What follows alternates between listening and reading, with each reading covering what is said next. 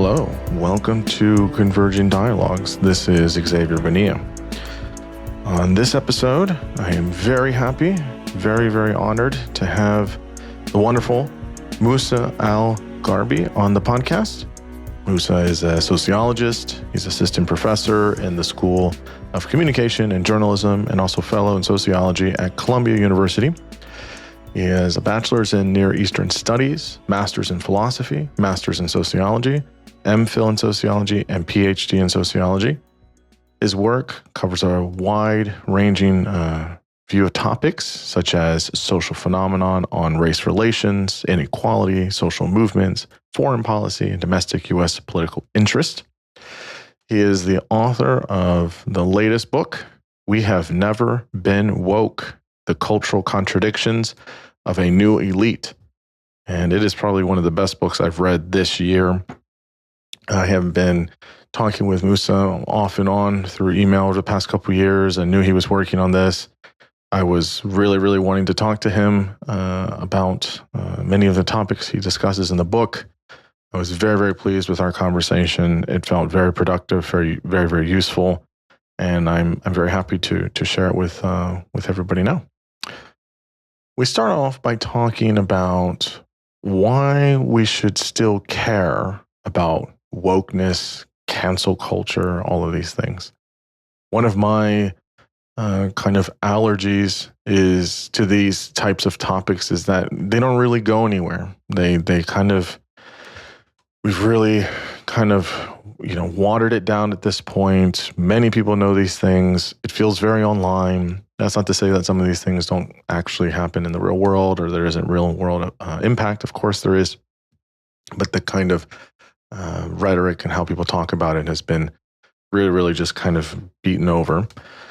We talk about the history of the four great awokenings, as he calls them. The recent stuff, is not new. It just looks a little bit different. Of course, there are some distinguishing variables, but there's always been kind of cultural pushback to certain things. And so he kind of gives the history there. We talk about the sincerity of those that have woke beliefs and really give a charitable view of folks that, this is important to them and people really believe this. And there are certain contradictions as well. We define and discuss symbolic capitalism. We talk about people denying their elite status. We talk about and sort of define woke and the uses of that term. We talk about the history of the word and where it is now. We talk about wokeness as a new religion, the anti-woke, DEI, and many other topics. I stay away from the culture wars. I don't like talking about it. I don't like spending time talking about it. It feels very kind of boring and doesn't really go anywhere and on either side of it. And there are plenty of podcasts and Substacks and plenty of other things that people just spend hours and hours and post after post after post on this stuff. And I don't find usually that stuff very helpful and useful. And this is why I loved Musa's book, because he looks at it from a kind of a sociological analysis, and he's able to kind of look at things on both sides. It's very good. It feels very fresh. It feels a good perspective. It feels very practical, not in the sense of takeaways, but very practical in the sense of what are some of the incentive structures here? What are the intuitions that people have? Why are we still doing this? What's going on here? And looking at it from how do we look at it in terms of groups of people, at least here in the U.S. And in that way, it feels very useful. His book is very useful for understanding the moment. And I've read a handful of these types of books that talk about this, cancel culture and these topics, and his is miles and miles away, far greater than many others. And he's doing great work, great research. I highly recommend his book. Again, that's We Have Never Been Woke: The Cultural Contradictions of a New Elite. It's out through the wonderful Princeton University Press. As always, you can find this conversation and all other conversations at convergingdialogues.substack.com. I'm also on YouTube. So get over there, like, subscribe, share with your friends. If you like this episode, there are other episodes on these topics and many other topics with many wonderful guests. So spread the word and share. And now I bring you Musa al-Gharbi. I am here with Musa al-Gharbi. Musa, thanks so much for coming on the podcast. I've been greatly looking forward to speaking with you for quite some time, and so I'm very excited to have you. It's great to be here. Thanks for having me. Yes, absolutely. So you have written a wonderful book. I will say this: I obviously read lots and talk to lots of people, and it is definitely one of my favorite books of the year. I think it's super important work, mostly for how you talk about the topics you talk about. So it really was just a triumph. I really enjoyed it. The book is called "We Have Never Been Woke: The Cultural Contradictions of a New Elite," and that's out through the wonderful Princeton University Press. October, I believe, in the U.S., and I think January 25 in the U.K., at least right now. That might change, but I do think it's still October in the U.S. Yes, October 8th. Yeah, absolutely. So before we get into all of it, all the topics, why don't you just tell listeners a kind of snapshot of who you are professionally, academically, and all the relevant details of what you're currently up to. Let's see. So I'm a sociologist by training. So my PhD is in sociology from Columbia University. I'm in the School of Communication and Journalism at Stony Brook University with a courtesy appointment in sociology. And that's because I do a lot of public-facing writing. Like I write a lot for the New York Times, the Atlantic, and stuff like this. And kind of public engagement is a big part of my work, and it always has been. So those are the kind of two hats that I wear now, is I'm a sociologist and a kind of public intellectual. Before that, I was a lot of other things. My master's is in philosophy. My bachelor's is in Middle East studies. I taught political science for a while before I got canceled by Fox News. It's been a weird journey, but but yeah. So right now, I'm in the School of Communications and Journalism at Stony Brook University. That's very nice. It's nice. I like when I've talked to a few folks that do this, where they stay in the academic world and they do good research, and then they try to also be in the public space to try and translate academia if you want, or be able to really take the ideas and give it to common folk. I think that not everyone can do that. You do that very well, and so it's very nice to see folks doing that. I think we need more intellectuals and academics to really kind of wear two hats. So it's always nice to hear that. So first question, just right out the gate. Most people that are listeners of the podcast or have listened to a couple episodes will know that I'm pretty allergic to culture wars nonsense at this point. I find it pretty boring. It's not to say that some of those issues aren't important. Of course they are. I just don't like the public discourse, I guess you could say, on it. And so I tend to not discuss about those issues too much. It feels very flavor of the week, and then we move on to the next thing. And I think talking about some of the issues that do come up in culture is important to talk about in nuanced ways that have understanding of complexity and very, the multivariate kind of element. So making it more boring, I guess. So I guess the first question I have, though, is why at this point should we care about these issues? Why do I need to care about wokeness, anti-wokeness, CRT, DEI, all of these things, all these, cancel culture, all of these things? Why should I still care? Why should listeners still care about these topics and these issues? And I guess, what is the kind of the main thesis in the book of kind of the way to traverse or navigate these kind of things in the zeitgeist? Yeah, I mean, so I think on the one hand, I enthusiastically share your frustration and boredom with a lot of the kind of prevailing culture war struggles. And in fact, one thing that I've shown in a lot of my research, my more recent work, is that when you look at a lot of the indicators that suggest that there was something really big that happened after 2011 among knowledge economy professionals, looking at those same indicators, it seems like the period of awakening that started after 2011 seems to be winding down. And so the book, in a way, arrives at kind of a weird time at a weird cultural moment where it's not a release that's happening at the peak of the cultural contestation or whatever. It's actually coming out as things are kind of winding down a little bit for this cycle. That's actually great for me. That's the way I prefer it, and in part because one of the things that the book does, and one of the things that I think helps underscore why the subject matter of the book is important, is because the book illustrates that this period of heightened contestation around social justice is actually not as unique as you might as people might think. In fact, there have been three similar periods of awakening, if you'll have it, among knowledge economy professionals. There was one in the 1920s through the early 1930s. There was one in the mid 60s through the early 1970s. One in the late 80s through the early 90s, and then one that started after 2010. And by comparing and contrasting these cases, we can get a lot of insight into questions like under what circumstances do these awakenings come about? When and why do they end? What, if anything, do they change? How does one influence the next?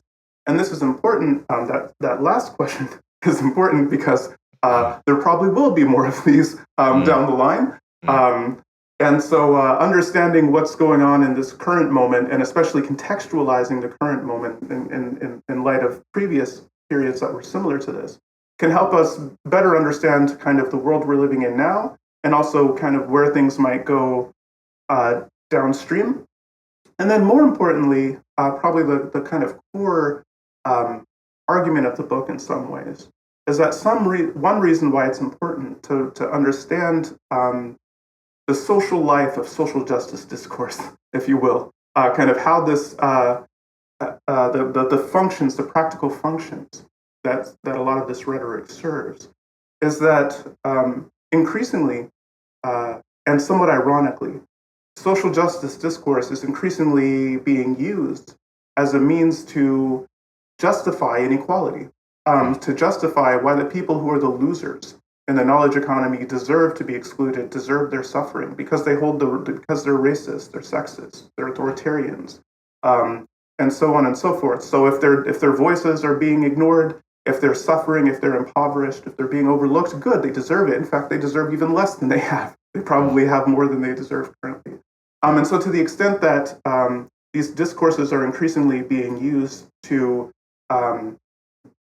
justify why the winners in the knowledge economy deserve what they have and why the losers in the knowledge economy deserve their suffering and loss, then these discourses are of kind of a practical importance that transcends like, are the Democrats going to be gaining with this constituency or that one, or what's up with Donald Trump or J.D. Vance, or like I don't care about that kind of stuff too much.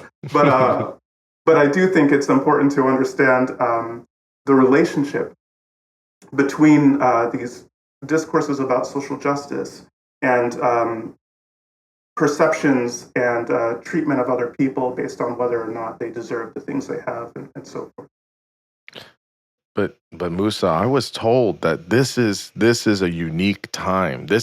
We've never been like cancel culture at this kind of apex. Like we've never had a time like this. There's never been a time like, do you know what they're doing to kids and what they're teaching people? All these types of things. Or this is what I hear on and on and on and on. And so when you're kind of placing it or contextualizing it as, at the very least in, let's say, the 20th century, this is, a fourth kind of period. I guess, what do you find in those periods? You talked about, maybe the 30s, the 60s, the 80s, and then, around the Occupy Wall Street 2010, 2011. It is, when these things arise, is it always as a reaction to things that are changing? or you seem to place it with a response to a poor economic situation that people really feel, some kind of, economic slights or inequality. I mean, that's more obvious and on the nose in 2010, 2011, and maybe also in the 30s. And then sure in the 60s, the war on poverty, it was pretty tough. And so I guess if that is true, right, in all of these different periods that you outline in the book, is it just people are frustrated that they can't get economic answers, so they just turn to like kind of low hanging fruit and be like, well, let's just talk about, you know, things with women or with black folks or, whatever, or with gay rights, and so they just feel like they want to get wins because they can't get the economic one. Just tell us what's the kind of connecting thread with all of these kind of movements in the past, 100 years. Yeah, so there are some elements that repeat across each of these periods of awakening. One thing that's true across the periods actually is that they tend to be very intersectional, if you will. So across the periods, things like feminism, gay rights advocacy, anti-racist advocacy, all tend to be common. And in fact, one of the things that I flagged that I think is going to be an important contribution of the book to help contextualize is like a lot of people don't understand that, for instance, some of the first gay rights movements in the United States occurred in the 1920s, around the same period as the first wave feminism, around the same period as a lot of anti-racist activity. So these periods of awakening have always been really intersectional in that way. And I think for people who are under the perception that maybe gay rights activism is something new or novel, or maybe something that started with Stonewall in the 1960s, late 1960s, I think they'll be surprised maybe to discover that even a lot of things that we really maybe associate with contemporary culture war stuff actually go back maybe a lot further than. And in fact, one of the things that's wild, I include an excerpt from the book of this other book by Barbara Ehrenreich called Fear of Falling. And in that book, she wrote that book in the 90s. And she was talking about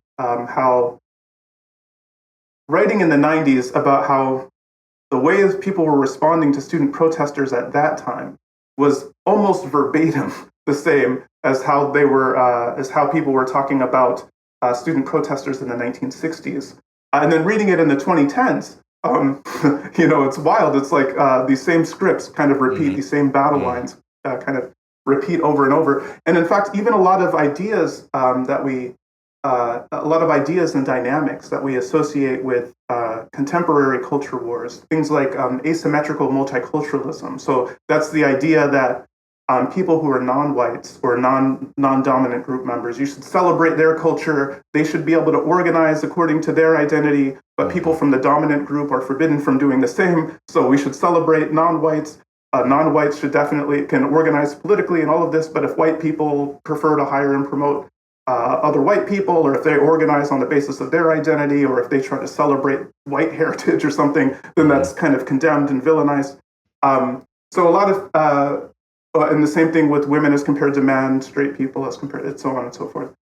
So people might think that that's something that's new. That goes back to the 1920s, as the work of Eric Kaufman shows. Things like cancel culture. So they called it by different names. It was called trashing in the 1960s and 70s, but the dynamics were almost identical, as I show from some essays by Joe Freeman and others. And then even in the 1920s, there's a great book by George Orwell called The Road to Wigan Pier. And at one period, he's talking about basically cancel culture in the 1920s, about how a lot of times socialist movements seem to be little more than people basically walking around going like fee fi fo fum, I smell the blood of a right-wing deviationist, and trying to like purge them from their ranks. Like this. So a lot of these dynamics repeat over time. As for the cause, one thing that's true of the current moment, and that was true in the previous moments, is that when you look at who's shifting, like whose behaviors are shifting, whose attitudes are shifting, whose political alignments are shifting, who's participating in the protests, and so on and so forth. It tends to be a pretty narrow and idiosyncratic band of society. In particular, it tends to be highly educated people who live in major cities and are associated with the knowledge professions. That's basically always been true. The reason, when you look across the cases, it seems like there are two factors that seem to predict when an awakening might happen. The first one is that they tend to happen during periods of what Peter Turchin called, and Jack Goldstone also called, elite overproduction. So that's when society is producing a lot more people who believe that they have a right, a claim to be elites. Then when we're producing more of those people, then society has the ability to actually absorb them into the power structure. And so you have growing numbers of people who are from relatively affluent backgrounds who did everything right according to the prevailing discourses about what they should do in order to live a good life and get a good, well-paying job and all of this. The American dream, right? You go to school, you make money, you have a good job, you have a family, the whole thing, right? That's the dream, right? Yeah. And so in periods when you have more and more people who are doing everything right according to the books, but like finding themselves in precarious positions and unable to live the kinds of lives that they had envisioned for themselves, the kinds of lives that they lived as children and hope to reproduce for their own children. When you have growing numbers of these frustrated elite aspirants, that's the kind of the first condition that creates the motive, if you will, for the awokenings. But the problem is that often is that the kind of fortunes of elites and non-elites tend to operate counter-cyclically. And by this I mean times that are good times for elites tend to be kind of bad times for everyone else. And vice versa, times that are good times for normal workers and ordinary citizens tend to be kind of lean times for elites, relatively speaking. Because, of course, if workers are getting paid more and they're enjoying comfortable lives and stuff like this, then the kind of fat cats are not being able to exploit them in the same way in all of this. And so the fates of ordinary people and elites tend to operate countercyclically. And this means, and the problem that this creates then for elites, is that for the frustrated elite aspirants, under most circumstances, if they're having a tough time, it's really hard to get anyone to care. No one's going to be breaking out their fiddles to, play songs for the poor elites who are struggling to reproduce their class position. But there are certain moments when the trajectories of ordinary people and elites kind of converge, when things have been kind of bad and getting worse for ordinary people, and then all of a sudden they're pretty bad for elites too. And so when those trajectories collapse, those are the moments when awokenings happen. And so what you see is like frustrated elites kind of affix themselves to various movements for social justice. Sometimes they're kind of socialist-oriented movements. Sometimes they're racial justice movements, gender sexuality movements. It was anti-war movements were a big part of them for a while. Less so now environmental movements, but just movements that are associated with social justice. And there's kind of a reason that I delve into at length in the book for why this particular constellation of elites really focuses on social justice kind of causes to legitimize their power grabs. But they basically they try to affix themselves to these movements in order to indict the people who are succeeding and who did flourish, the kind of successful elites, the sitting elites, to indict those people and the system that failed them, and to try to tear those people down and create room for people like themselves. Is the basic dynamic of what's happening in these awakenings. There's a few things here. I guess the first thing is, when I was reading your book, I was thinking about this, and I know folks like this, and I was trying to put myself in their shoes in that perspective, and I think there's a kind of more, you have the sociological kind of angle on it, which is wonderful. I kind of went more on the psychological angle of it, and it's more of, for me, I think what you're saying is absolutely right, but I also think at the same time it is, I don't think you'll disagree with this, but I mean, I think there are really true believers out there, right? Like there can be, okay, somebody, they go to a good school, they get a good job, they have a good family, and all of a sudden they're part of a new elite. And maybe they don't want to conceptualize it that way or whatever, and they're kind of hitching or attaching or they're allied with, whichever disenfranchised group or, what have you, fine. But they really, believe a lot of this stuff, right? They believe we live in a white supremacy. They believe that, Black people are oppressed in the United States because of the history of slavery and discrimination up until current day. They believe that, there's, horrible things that happen to, trans folks and non-binary folks. They believe, you go on down the list of all of these, you know, we used to call them, I guess minority groups or people, groups that, aren't as numerous in the population. And they're giving back and they care. They genuinely come from I think partly, they genuinely come from a good place, a moral place to give back to, they got to step up. They're reaching their hand down to lift the other person up so they can have it, et cetera, et cetera, et cetera. They're, and maybe they're, highly educated or affluent and they're people of color themselves, or they fit in one of these groups and they're giving back and they're doing all these things. And so they turn to all this stuff. That's not untrue. Like Yeah. people, not everybody, I'm not saying everybody, I think there are some, maybe some folks out there that are just, on the bandwagon or they're, opportunist or, it's trending or whatever. Okay, fine. But there are people that really feel that way. But I also think that at the same time, they are not aware of this, I'll introduce the term here and we can talk about it, but how they've also become symbolic capitalist as well. This is a term that you talk about all throughout the book and you can talk about it. But I think there's just kind of two things happening at once. And I think they don't want to admit that they're part of an elite society now, that they have advantages now. And it's this overcompensating, I think, sometimes. And I think a lot of it's just unconscious. I think they're not even really, they're just trying to do a good thing, right? But I think it comes from maybe that kind of like, oh, now I'm, railing, the thing I was railing against in college is the thing I'm kind of become, but I don't want to admit that. So I'm going to hitch my wagon to BLM or, whatever it is and feel better about it. And I don't think it's insincere. I think it's true. But I also think that there's I think two things can be true at the same time. I think there's also a kind of maybe uncomfortability or even a denial of a kind of the elite status they've gained. What do you think about this kind of dynamic here? Yeah, absolutely. I mean, one of the things I spend a little bit of time, talking about in the earlier chapters of the book and a few other places is that I think you're absolutely right that most people who espouse various forms of social justice discourse are sincere. I just kind of, and in fact, I think one of the ways that some of the conversations about this stuff kind of go awry sometimes is there's this implicit and sometimes explicit assumption that people make that either people have to be sincere believers or they're cynical opportunists. Right.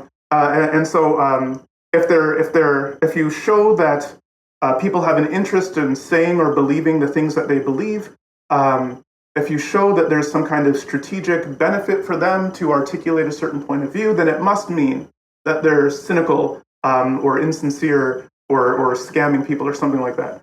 Mm-hmm. I think that's a kind of a bad way to think about thinking. I think more commonly, the fact that someone has an interest in believing something, that holding a certain belief or espousing a certain view would be useful to them, that makes it more likely actually that they're going to believe that thing and believe it sincerely. They have a deeper stake actually in truly believing and advancing that thing and causing and helping other people believe that too.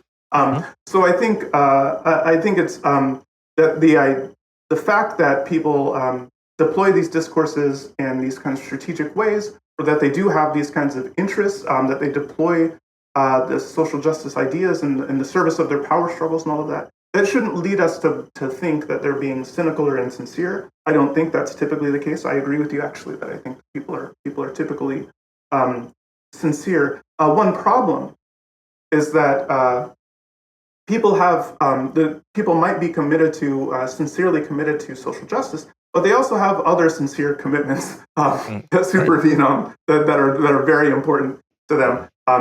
one of the core tensions I highlight in the book is that most symbolic capitalists, they really do want to be egalitarians, but they also really want to be elites. And those two drives are in fundamental tension, right? Right. You can't be an elite egalitarian. It just doesn't. No, it doesn't work that way. These two drives that people have are in deep tension, and this tension has kind of defined symbolic capitalists from the outset and continues to kind of define them today in a deep way. And so I think this is the problem, and one outcome of this tension, of the fact that people might be sincerely egalitarian, but they also really want to be elites. They want other people to defer to them. They want other people to respect them. They want to have the kind of prestige that befits theirs, and so on and so forth. Mm-hmm. One outcome of that is it pushes people to engage in forms of activism that are maybe not super useful to the people they're trying to help, but are kind of more useful to people like themselves, or are kind of purely symbolic. So ways of promoting social justice causes that don't meaningfully jeopardize or interfere with their kind of aspirations to succeed in the prevailing order, or kind of improve their socioeconomic standing, or the standing of their children and their loved ones, and so on and so forth. Yeah, I totally agree with you. I think we can talk about symbolic capitalism. You can define it and stuff, but in the beginning, you had a series of questions. I won't read them all out, but there is maybe like half a page or a page and a half, and I remember reading them, and they were wonderfully phrased, and I remember having similar questions. It was one of those things where you read a book and you're like, I've asked the same thing. Like, that's really nice to see this. I'm not crazy. I'm not the only one that's asked this. Some of them you said, why do people who benefit the most from systematic racism, sexism are also the people concerned with ideological racism, sexism? What do justice-oriented actions actually accomplish? What functions do they serve? This is a question I've asked so many times. How aware are social justice folks aware of the dissonance between their lifestyles, behaviors, and professed beliefs? And this one, I've asked this one as well. Why do the winners seem so eager to portray themselves as helpless victims, marginalized and vulnerable? If it's a disadvantage to be a woman, minority, or LGBTQ, someone in that population, why are people rushing to identify with these things? And so I guess these are great questions. So tell us about who we're kind of talking about here. So you're talking about symbolic capitalists. Maybe define the term for us. If you want, you can talk about Bordeaux, how he talks about symbolic capital and the three forms: cultural, academic, political. If you want, you can give us the kind of background there. But yeah, symbolic capitalist. How do you define the term? Who are these people? Who are not these people? You think? And yeah, how does this all play out? Sure. So symbolic capitalists, the kind of nutshell version, is that symbolic capitalists are people who work in industries that involve the kind of production and manipulation of symbols, or data, or information, or abstractions. People who aren't providing physical goods and services to people. So the term symbolic capital comes from Bourdieu, Pierre Bourdieu, the sociologist, Bourdieu identified three forms of what he called symbolic capital. So one of them was called is academic capital, and so academic capital is getting other people to do the things that you want, to trust you and defer to you on the basis of your presumed expertise, because you have credentials, or because you have a lot of training in something like, I'm an expert in international affairs, or I graduated from Harvard, or I'm a physician, or something like that. So people this would be you and I. This would be you and I. We have PhDs. We're an expert. For me, human behavior. For you, and people groups. So yes, sociology and how they. So that's us, right? Yeah, and so people leverage academic capital by appealing to their affiliation with knowledge in institutions, or to their credentials, and so on and so forth. If we want to convince people to take what we're saying more seriously, or to follow the things that we're telling them to do, we appeal to that. That's academic capital. Okay. The next, he also another version of symbolic capital is political capital.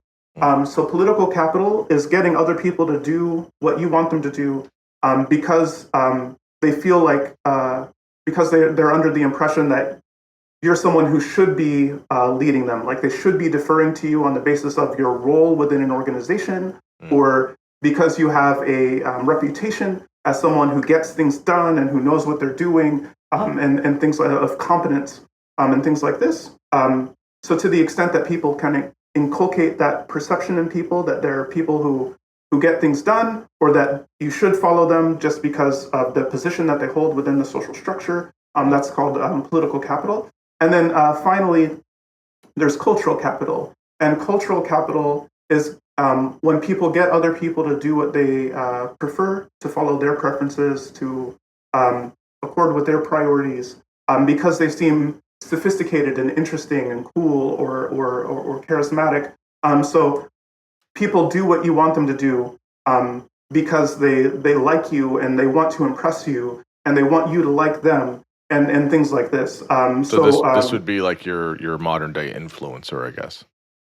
Yeah, influencers, et cetera. Yeah, absolutely. They leverage primarily cultural capital. And collectively, academic, political, and cultural capital kind of help shape our perceptions within a society of kind of who are insiders and outsiders, who deserve to be in charge, who don't. Bourdieu argued that symbolic capital doesn't directly create inequality, but it does help. But it typically helps legitimize and justify why the social order looks the way it does. And for people who work in knowledge fields, the reason I call them symbolic capitalists is that people who work in the knowledge industries, people like consultants, lawyers, journalists, academics, and so on and so forth, basically we butter our bread through the production and leveraging of symbolic capital. It's by getting people to trust us on the basis of our expertise, our cultural capital, our political capital, our perceived competence, and things like this. This is how we make a living, is by kind of leveraging that capital, symbolic capital, on behalf of ourselves and others who are paying us. And so that's the core idea there. The reason why symbolic capitalists have this kind of intimate relationship with social justice discourse is that from the outset, a lot of our professions have been justified under the auspices that we serve the common good, or that we help the least among us. So, for instance, journalists. Journalism is supposed to speak truth to power and be a voice for the voiceless. Journalists aren't supposed to be kind of naked careerists looking to make as big of a buck as they can, and things like this. The same thing with artists. The same thing with lawyers and doctors, physicians. They have formal codes of conduct that kind of codify the profession as something that's supposed to not create harm and serve people without regard to a lot of factors that should be extraneous and serve the common good. And so to the extent most have like an ethics code of sorts, right? They have some, mental health professionals or physicians, even I think lawyers, they have like an ethics code they have to abide to with their licensing or with their, whatever their organizations are. There's usually some ethics code of sorts. Absolutely. And the same thing, even academics are supposed to kind of follow the truth wherever it leads without, so because the autonomy that we enjoy, the pay that we enjoy, the status that we enjoy compared to other workers has always been the reason why we have that pay, the reason why we enjoy that autonomy has always been from the beginning of these professions. Our argument has been the reason you should pay us this much and trust us and give us so much freedom and all of this is because it's good for everybody if you do that, because we serve the common good, we help the disadvantaged, and so on and so forth.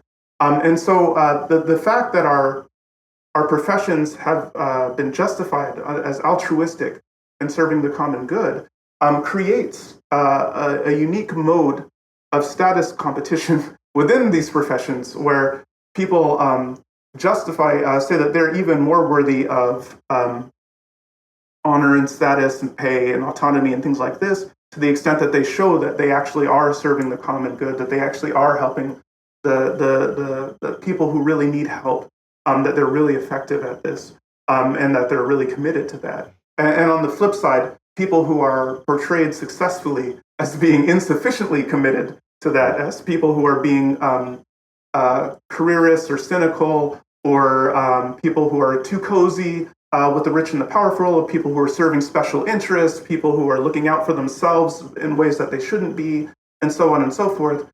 People who are successfully portrayed that way within these professions will often find their reputations and their jobs and their social standing quickly collapse. And so for instance, if you violate some of these ethics codes as a psychologist or a lawyer or something like this, that's you can be unlicensed, and that's it for you as a psychologist or a lawyer or a doctor. Right, that's right. That's right. And so the fact that our professions are themselves deeply tied to social justice in a kind of deep way, and have been kind of legitimized from the outset on the basis of the people who occupy these roles being altruistic and serving the greater good and helping the least among us.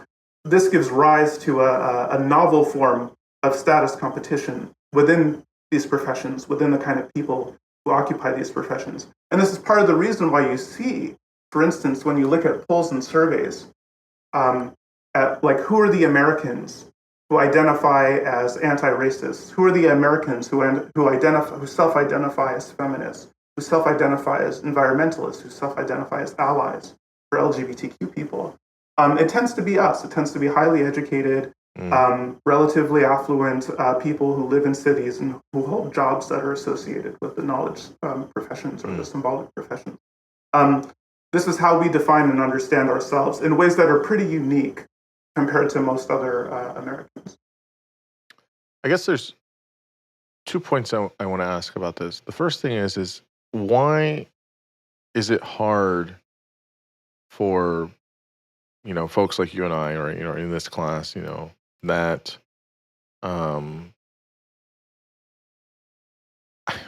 why is it hard to accept that you're an elite?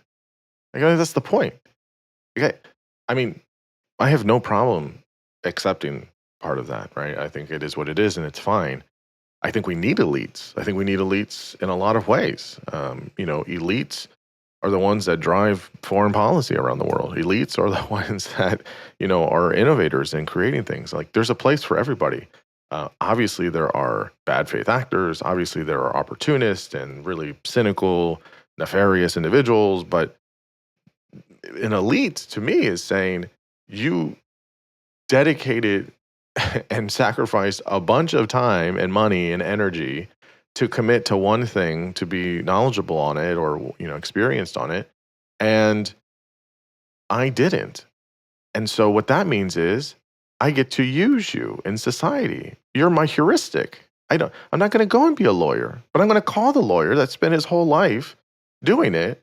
And yes, there's an element of trust here, and I understand that, but you need that. Not everybody can know everything, right? And this might dovetail into something else, but doing a Google search is not the same as being a lawyer or a sociologist, or because you can maybe sort of read through a scientific paper. Like, that doesn't make you an oncologist. That doesn't make you, you know what I mean? Like, that you need those people. There's some awful elites out there, no question. But I think that so all of that. Why do people resist that? Because elites kind of get a bad rap or whatever. But why do people resist that?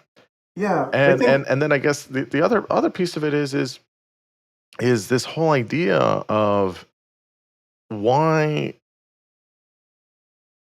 would it be going? This kind of leads to the next topic I wanted to hit. But why does it need to now? I mean, we talked about the history of this stuff, but why does it seem like it's in overdrive, right? Because a lot of these things seem to have leaked out of academia, and now it's not just elites, or it's not sociologists, psychologists, lawyers. Now it's other fields, right? You have Google and Amazon and Starbucks, and sure, we can say that they're doing that because it's making money, and that's the only reason they're doing it. They're not sincere, maybe not. and we see all these programs and things like that, but this, it's just on steroids. It's like, it's one thing to want to care because you have an ethics, you're a social worker, and that's kind of by your sociologist. Okay, by nature, you're there to help the common good, the public, et cetera. Okay, that's kind of baked into the field. Okay, that makes sense. But there are plenty of people, myself included, that we didn't get all this stuff that you get now. I mean, it's very much on overdrive, or has been on overdrive the past 10, 15 years. Yeah. And it wasn't like that, in 2005, or whatever, or previous to that. So, yeah, why don't people not want to accept that they're elites?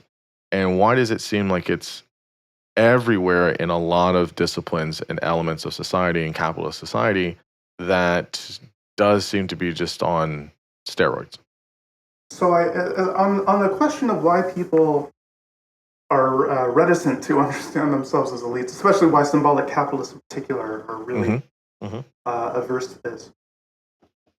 I think there's a few things that kind of working at the same time here. I think one of them is that our professions from the outset were created. So a lot of these professions were launched in the aftermath of what was known as the Gilded Age, where you had these kind of rich robber barons who were kind of living it up on a really high life, and a lot of people were really suffering, and you had these huge social conflicts that were breaking out. And so into this, a lot of our professions were created as pretty explicitly as a way of kind of helping check the power of the kind of super elites in the interest of serving the common man, and especially the disadvantaged. And so we've always kind of defined ourselves. A lot of our professions were kind of created in a deep sense as a kind of check on the power of super elites. And so that's kind of baked into it's been a durable part of the ethos of a lot of our professions for a while. So I think that's part of it. And one of the things that then gets complicated is that that's how the professions were launched, but then over time, more and more power has been consolidated in our professions, precisely because expertise is important, and it's growing ever more important as society becomes more complex, as it becomes more globally interconnected, as societies grow, and you have all the growth of these new institutions and all of this kind of stuff. I have one of my mentors at Columbia, Gil Ayal. He has this great book called The Crisis of Expertise. And what he argues in that book is that part of the reason why we see this increasing contestation over experts and knowledge and things like this is because it's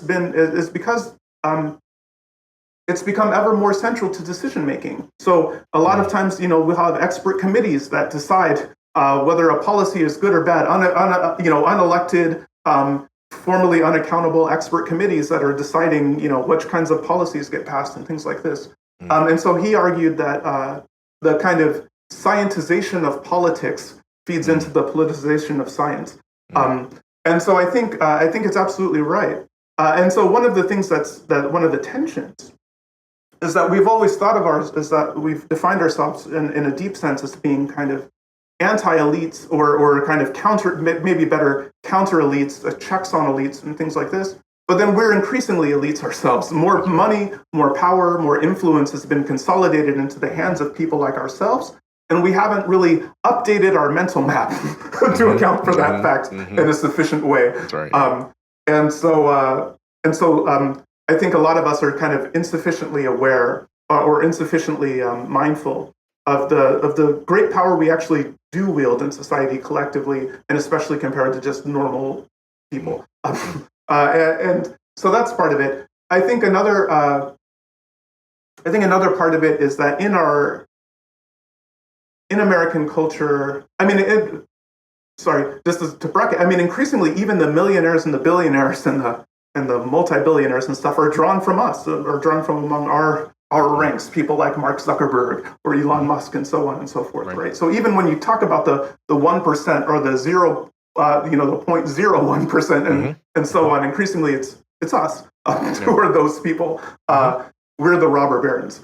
Okay, but I think another issue that kind of creates this pressure to disidentify with elites is that a lot of us, kind of in American culture more broadly, there's a kind of sense that people who are elites are like there's an inverse correlation between our perceptions of merit and our understanding of people being elites. We think of elites as people who were kind of born into their position, or they have their position as a result of a whole bunch of antecedent advantage. Elites are not people who deserve what they have. They're people who have what they have either because they took it from other people who are hardworking people who are deserving, or because they just kind of were born into advantageous circumstances. So most of our understandings of elites in the American culture more broadly are negative. We Americans in general tend to view elites as people who are either ripping them off or people who are just privileged people.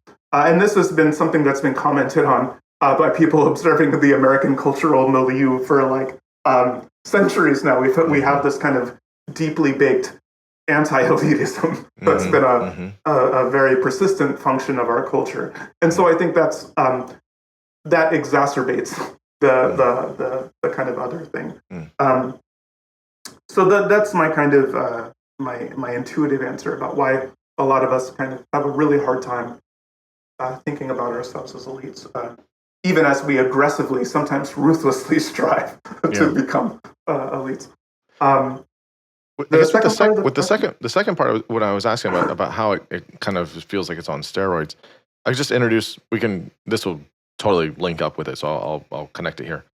This term woke, right? You can give a little bit of the history on it if you want. There's an interesting history with it, so maybe just a cursory overview of it might be helpful for some people that don't know about where that comes from and kind of the iterations of it. But so you can define it currently. I mean, I don't love the term.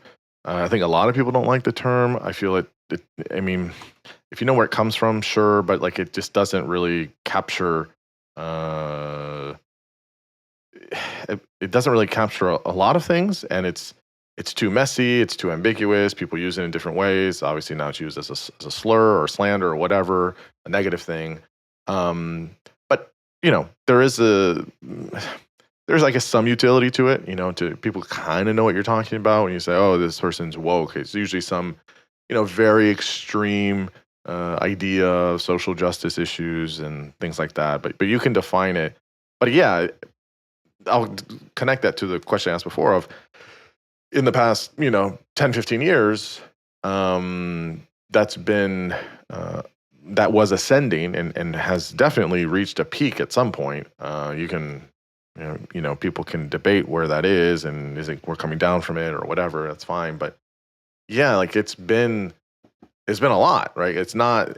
I would say, while I'm going to contradict myself. While I do think that there is like a long history of these movements that you discussed, I do think the flavor or the intensity of how it has been recently in the modern age is different, I would say, in a way that sets it apart. And I think most of that is internet, social media. You can connect with everybody instantly. Everything is shared in seconds now. So that does have like that's a crazy kind of like dynamite stick on this stuff. Whereas they didn't have that in the 60s or the 30s or whatever. So yeah, tell us, I guess, what woke is, the history of it, and why this time more recently, I guess in the digital or technological age, has felt like it's just been like on overdrive with a lot of these issues. Yeah, I mean, so one thing that I noted that there are a lot of things that repeat across cycles, but there are things that are different from cycle to cycle.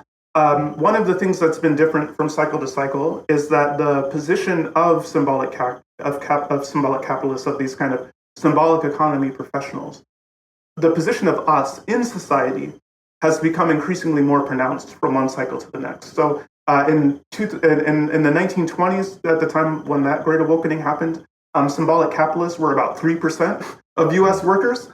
We had the influence we exerted over society was a lot smaller.